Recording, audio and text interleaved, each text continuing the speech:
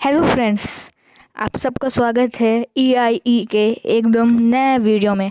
आज मैं आपको बताऊंगा कि आप SST में हाईएस्ट मार्क कैसे स्कोर कर सकते हैं।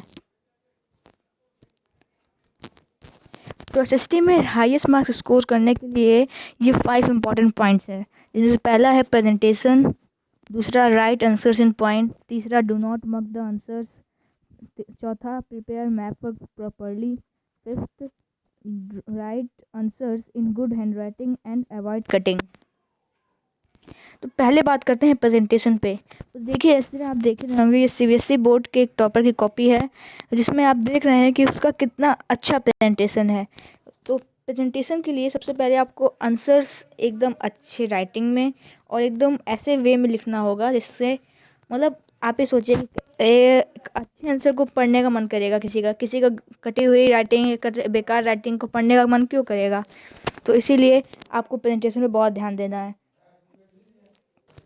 आप उसमें फ्लोर चार्ट्स बना सकते हैं, या फिर बहुत सारी चीज़ें हैं, colours, pen, sketch markers, UP board में स्केच आप यूज़ कर सकते हैं। वरना कई बार तो ऐसा होता है कि कई बच्चों का पेपर तो अच्छा जाता है, लेकिन पेपर के बाद उनका चेहरा कुछ ऐसा हो जाता है, उनको पता ही नहीं रहता कि मेरे मार्क्स कहाँ चले गए। तो चलिए आगे बढ़ते हैं। सेकंड चीज़, right answer in point. Again देखिए, UP board top, CBSE board topper की कॉपी, जिसने सारे आंसर्स पॉइंट में लिखे हुए हैं।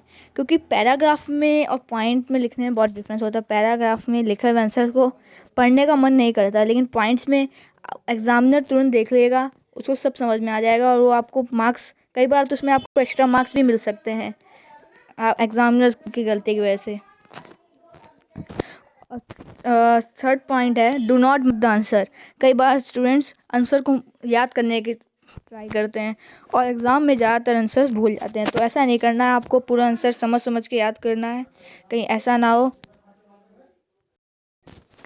ना हो कि आप आंसर्स पूरे मन से याद करें, पूरा टाइम लगा आंसर्स याद करने में और पेपर में आपको कुछ आए ना, बिल्कुल जैसे ये याद कर रहा है। तो आपको बिल्कुल पूरा समझ समझ के एग्ज़ाम में जाना है और अपना बेस्ट देना है। उसके बाद फिर आता है prepare the map work properly.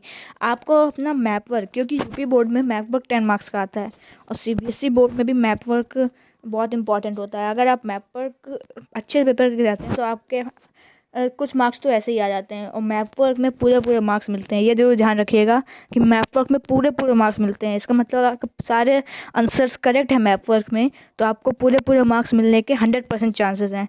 तो इस पर ज़रूर ध्यान दीजिएगा। जैसे यहाँ पे एक मैप दिख रहा है कि एकदम क्लीन वे में मैप हमेशा फिल करना चाहिए, जिससे एग्जामिनर को दिक्कत ना हो। जैसे आपको यहाँ पे दिख रहा होगा कि ऐसे फिल किया हुआ है, या फिर ये मैप देखिए कितने अच्छे तरीके से फिल किया हुआ है। ओके, इसके बाद आगे बढ़ते हैं हमारे फिफ्थ पॉइंट पे, जो है right answers in good handwriting and avoid writing. देखिए, आपको आंसर्स हमेशा अच्छी राइटिंग, चलिए मान लीजिए मेरी भी अच्छी राइटिंग नहीं है, अगर आपकी अच्छी राइटिंग नहीं है तो भी आप उसको प्रेजेंट कैसे करते हैं ये भी डिपेंड करता है। आप उसको मतलब ऐसा लिखिए कि वो सटा सटा ना लगे, एग्जामिनर को पूरा पूरा समझ में आए। कटिंग अवॉइड करिए, क्योंकि कटी हुई कॉपी कोई नहीं चेक करना चाहता। ये सारी रिसर्च में, सारे एग्जामिनर से जो भी इंटरव्यूज़ हुए हैं, सारी रिसर्च करके पता कि कोई भी बेकार हैंड राइटिंग, कटिंग कोई चेक करना नहीं पढ़ना नहीं चाहता है। जैसे इसमें दिख रखा है ऊपर वाली राइटिंग का, या कुछ लोग लिखते हैं कर्सिव, कुछ लोग लिखते हैं स्ट्रेट, कुछ लोग लिखते हैं दूसरी साइड में, कुछ लोग इधर साइड में मुड़ा हुआ। तो आपको जैसे राइटिंग अच्छी लगती है वैसे लिखिए, लेकिन साफ लिखिए। जैसे यहाँ देख रहे हैं, एक तरफ आप अपनी राइट साइड में देख सकते हैं कि कितनी बेकार हैंड राइटिंग है, कितना बेकार तरीके से लिखा हुआ है। इसमें समझ में नहीं आ रहा है कि कैपिटल लेटर और स्मॉल लेटर में डिफरेंस क्या है। वहीं अपनी लेफ़्ट साइड में देखिए कितने अच्छे तरीके से प्रेजेंट किया हुआ है।